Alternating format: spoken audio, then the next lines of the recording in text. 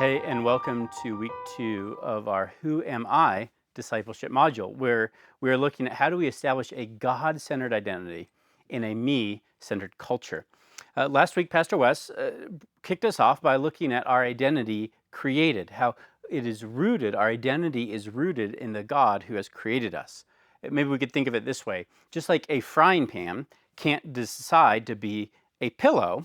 Right? The designer had in mind its intended use. I'm going to design features that work well for this frying pan to be a frying pan. And so its identity is rooted in its design. So that frying pan could theoretically decide, you know what, I'm tired of being a frying pan. Pillows get all the love. I'm going to start identifying as a pillow.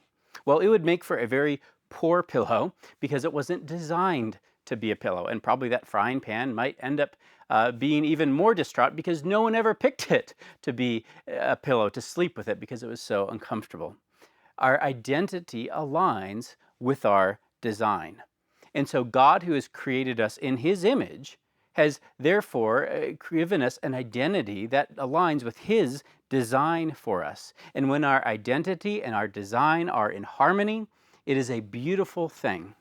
But sin always breaks in and disrupts that harmony between our identity and our design.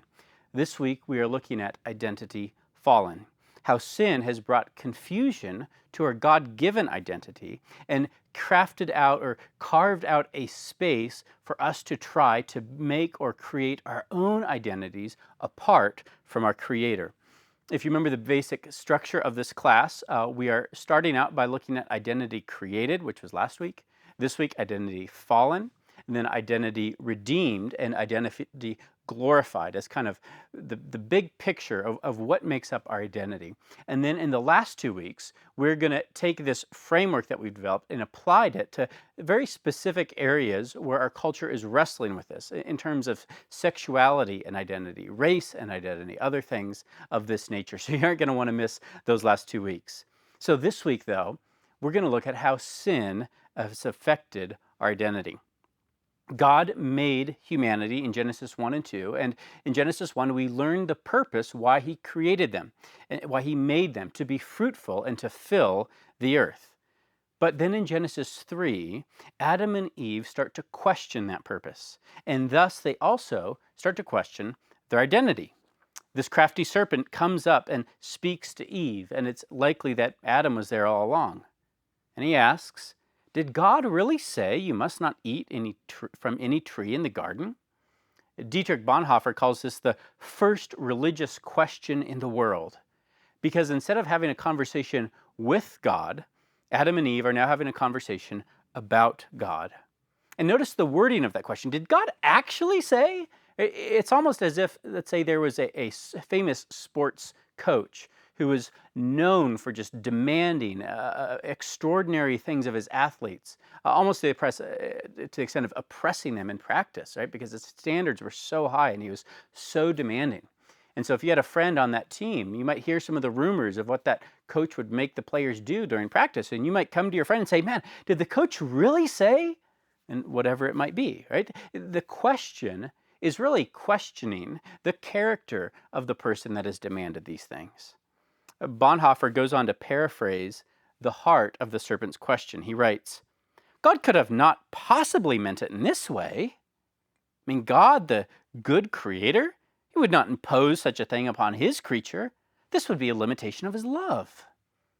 The serpent's question plants little seeds of doubt in Eve's mind. I mean, if God is loving, why would he put limits around what you can do? If he really cares for you, why is he restricting you so much? If you remember the biblical story, you'll know that the serpent doesn't quite get God's command correct. In fact, he makes it way more restrictive. Eve corrects this misstatement by saying, no, God didn't say we can't eat of any of the trees, but just this one, so she gets that right, but then she goes on to add another piece where she adds, and we can't even touch it, which God never said. She also makes God's commands more restrictive. Perhaps we see some of the growth of those seeds of doubt that the serpent has sown. Ron Highfield wonderfully shows the crafty nature of the serpent's question. The snake has made his point. Even if God denies you only one good thing, you possess other good things only at his pleasure. He's saying God is the one that ultimately makes the rules between what good things you can have and what good things you can't have. And think about what you're doing, he writes.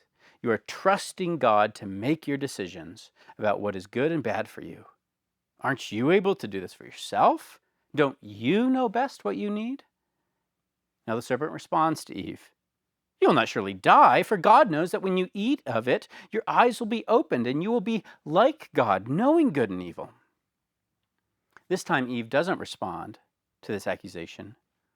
The serpent seems to have struck a nerve, not in questioning what God has said, but in giving a reason behind why God said it.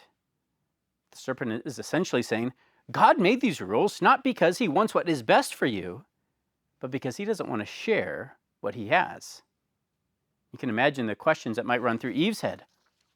Why does God want to keep this knowledge to himself? Why not share this good thing with us if he loves us?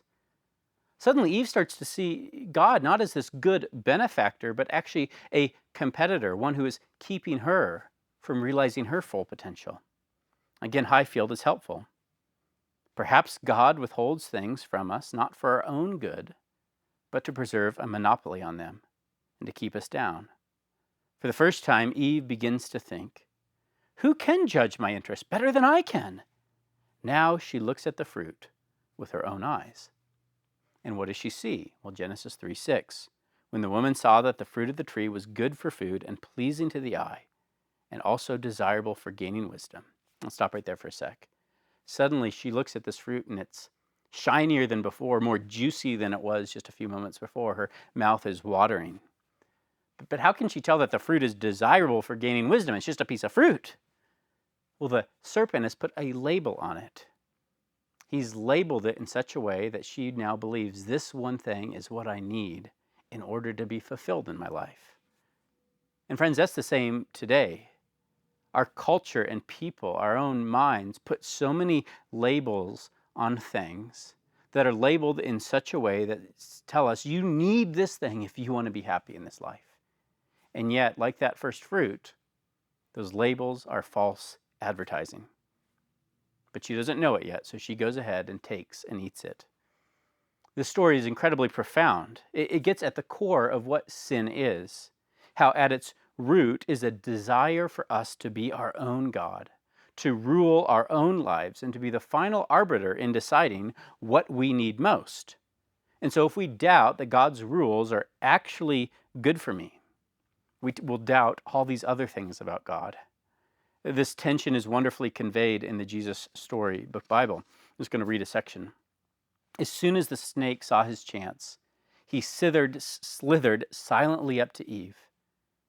Does God really love you? The serpent whispered. If he does, why won't he let you eat this nice, juicy, delicious fruit? Poor you. Perhaps God doesn't want you to be happy. The snake's words hissed into her ears and sunk down deep into her heart like poison. Does God love me? Eve wondered. Suddenly she didn't know anymore. Just trust me, the serpent whispered. You don't need God. One small taste, that's it, and you'll be happier than you could ever dream. Eve picked the fruit and ate some. And Adam ate some too.